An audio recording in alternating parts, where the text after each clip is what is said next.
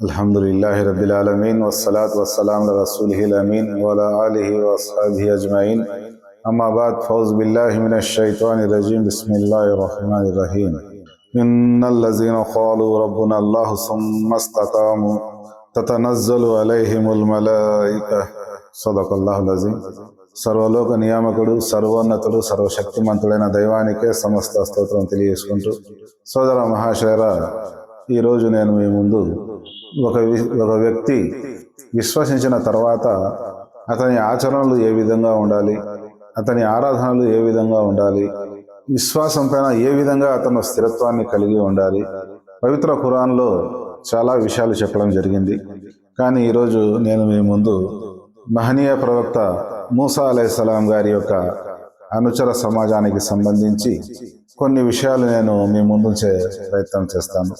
సోదర మహాశయులారా, కారుణ్య ప్రభు అయిన దైవము మహనీయ మూసా అలైహిస్సలాం గారిని ప్రవక్తగా ఎన్నుకున్న తర్వాత, ఓ మూసా, నేను నాకు కావలసిన విధంగా నేను నిన్ను తర్ఫీదునివ్వడం జరిగింది, తయారు చేయడం జరిగింది.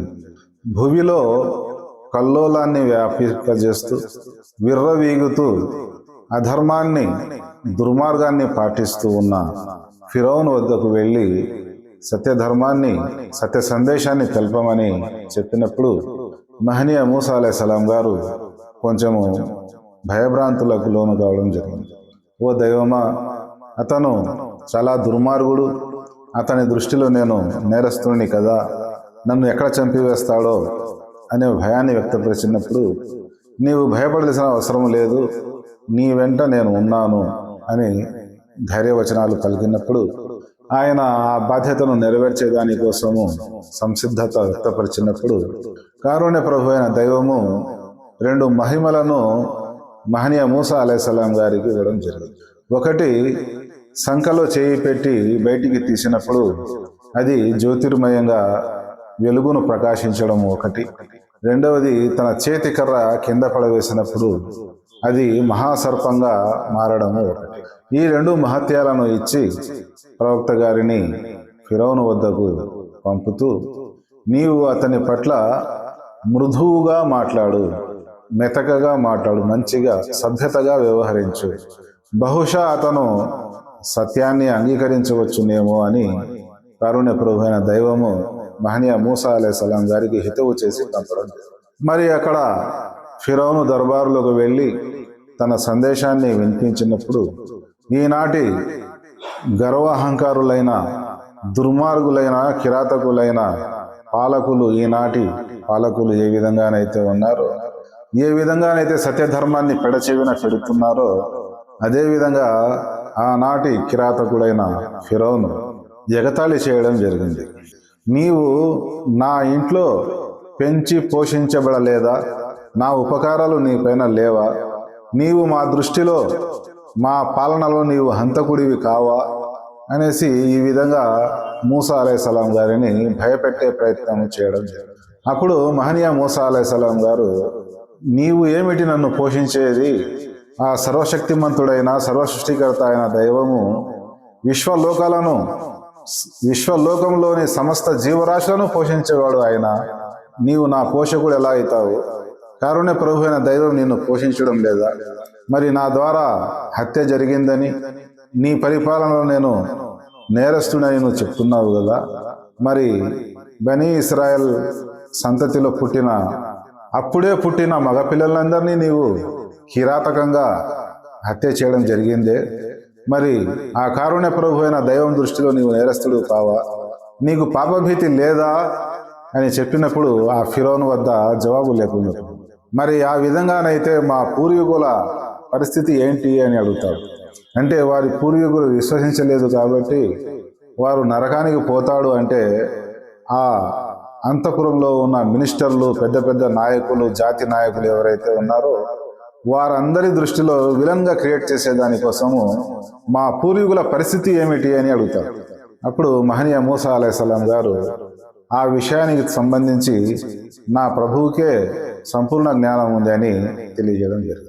అప్పుడు ఫిరౌను తిరస్కరించినప్పుడు మహనీయ మూసా అలైహిస్సలాం గారు ఆ మహిమల్ని చూపించడం జరిగింది.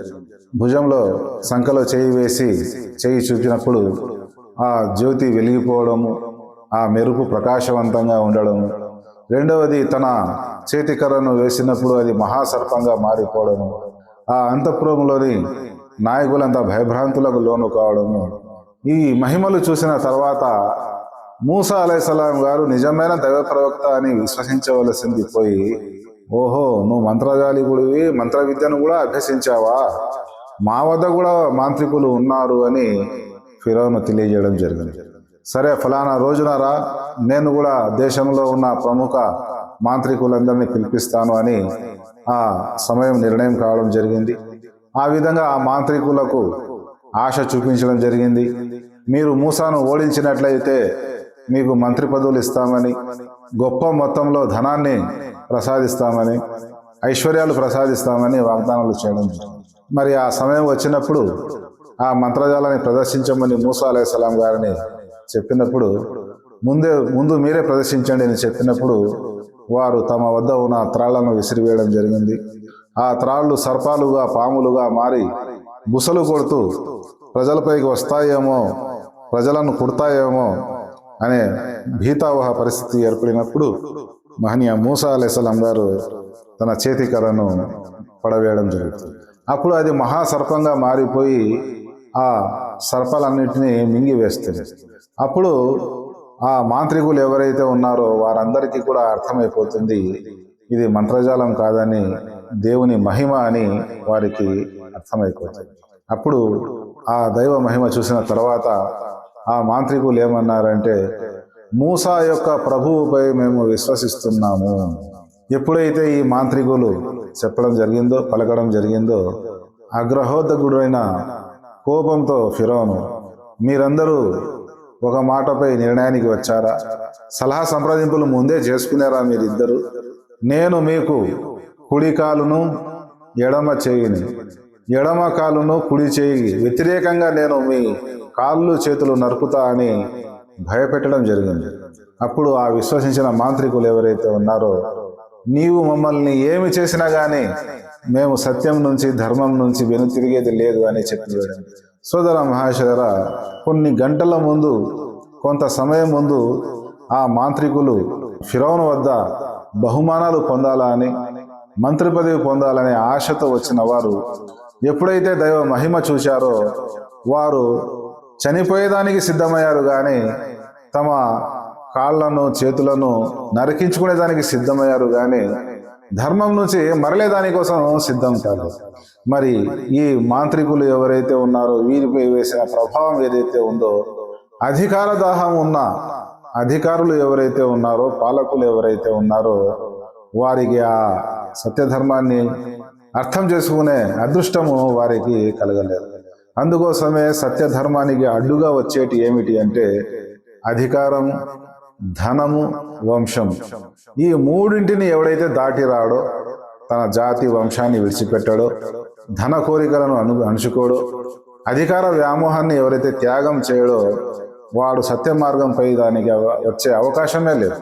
అందుకోసము మహనీయ మూసా అలైహిస్సలాం గారిని విశ్వసించిన ఆ మాంత్రికులు ఎవరైతే ఉన్నారో ధర్మంపై స్థిరంగా ఉండిపోయారు, దృఢంగా ఉండిపోయారు, చనిపోయేదానికి సిద్ధమయ్యారు, కానీ సత్యధర్మాన్ని విడిచిపెట్టేదానికి సిద్ధం కాలేదు. ఈ విధంగా మూసా అలైహిస్సలాం గారి యొక్క కాలంలో దృఢ విశ్వాసం పైన నిలబడిన వారు ఎవరైతే ఉన్నారో వారి యొక్క ఉదాహరణలు చాలా ఉన్నాయి. దైవ చిత్తం అయితే ఇటువంటి ఆధ్యాత్మిక వీడియోలు ముందు వస్తూ ఉంటాయి. ఏవైతే విషయాలు చెప్పామో, విన్నామో అర్థం చేసుకుని ఆచరించే సద్బుద్ధి కలగని దేవని వేడుకుంటున్నాను. అస్సలాము అలైకుం వరహమతుల్లాహి వబరకాతుహు.